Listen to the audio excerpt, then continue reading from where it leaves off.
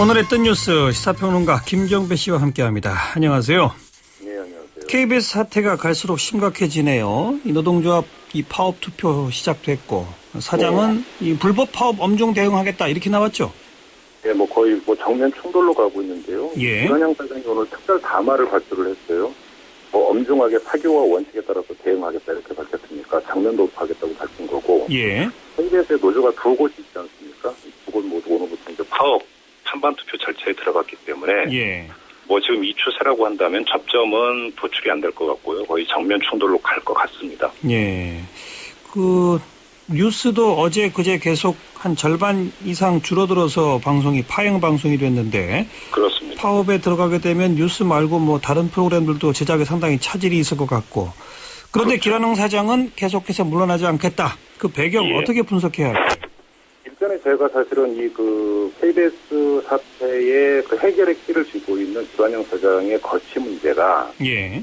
김한영 사장의 문제냐 청와대의 문제냐 이런 말씀을 드린 적이 있습니다. 예. 이어가서 말씀을 드릴 수밖에 없는데 지금 청와대 입장에서 김한영 사장 문제를 바라보면 크게 두 가지 문제가 있습니다. 한 가지는 KBS는 정권의 입장에서 본다면 정권 같은 국정 홍보라고 하는 표현을 많이 쓰는데 예. 축이 되고 있고 스피커가 되는 그런 방송 아니겠습니까? 이걸 예. 만약에 흔들린다고 한다면 그것은 상당히 타격이라고 봐야 되는 것 같고 예. 이거보다 더 중요한 문제가 하나가 있는 것 같습니다.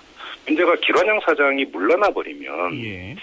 청와대의 인사나 보도 개입을 일정하게 인정하는 것으로 비춰질 수가 있는데 근데 그러면 그게 김한영 사장의 사태로 끝나지는 않는다라는 겁니다. 예. 그러면 예. 이 김한영 사장에게 외압 내지 간섭을 한 주체가 누구냐 이 문제가 이어지게 되어 있는 거죠. 예. 근데 거기서 지금 노조나 이런 데에서 거론하고 있는 핵심 인물은 이정현 홍보수석 아니겠습니까? 그렇죠. 그런데 이정현 홍보수석 같은 경우는 박근혜 대통령의 복심으로 통하는 사람입니다. 실세 중에 실세로 통하는 사람인데 예. 김한영 사장의 거취 문제는 사실은 지금 인적 쇄신, 청와대 인적 쇄신을 앞두고 있는 상태에서 이정현 홍보수석의 거취에 영향을 미칠 수가 있다는 것이죠. 아하. 이렇게 본다면 사실은 청와대 입장에서 김한영 사장 문제를 그냥 간단하게 처리하기도 참으로 복잡 미묘한 이런 관계 문제가 있다라는 것이죠. 그러니까 공격의 화살이 직접 청와대를 겨냥해 오지 않도록 김한영 사장이 어쨌든 앞에서 좀 막아야 한다 이 말인가요? 그렇습니다. 아하. 일종의 김한영 사장이 물러나게 되면은 그 물길은 이 비판의 물길은 당연히 이정현 홍보수석으로까지 이어지게 되어 있다라는 것이죠. 예. 그런데 또 반대로 말이죠. 물러나지 않으면은 파업 사태는 아무래도 좀 상당 기간 장기화되고 그러면 KBS에 대한 국민적 관심이나 여론의 질타는 더 세지고 그것도 또 부담 아닙니까 사실? 부담이죠. 그런데 과거 MBC의 경우를 좀 볼 필요가 있죠. 예. MBC 물론 이제 이명박 정권 때 일이긴 합니다만은 MBC가 사상 최장 파업까지 가는데 어떤 식으로 대처했는가의 문제를 볼 필요가 있을 것 같고요. 예. 그래서 그 결과 지금 MBC가 어떤 모습을 보이고 있는가 이것도 함께 볼 필요가 있는 것 같은데 예. 결국은 감수하고 정면 돌파로 가겠다라고 하는 이런 기조를 잡은 게 아닌가라고밖에는 해석이 안 되는 것 같습니다. 네. 그렇다면 장기화를 점칠 수밖에 없는데 참. 네. 또 어쨌든 며칠 더 좀 지켜보고요 일단은. 네. 또 노조 총파업 투표의 찬성률 이런 것도 우선 봐야 되니까 말이죠. 네네. 자, 지금 내각 총사퇴, 청와대 개편 이런 게 야당은 물론 여당에서도 나오는데 그 야당에서 네. 특히 핵심으로 지목하고 있는 김기춘 청와대 비서실장 또 남재중 네. 국정원장 이 두 사람은 유임 쪽이라고 하는 보도가 자꾸 나와요. 이게 어디서 나오는 보도입니까?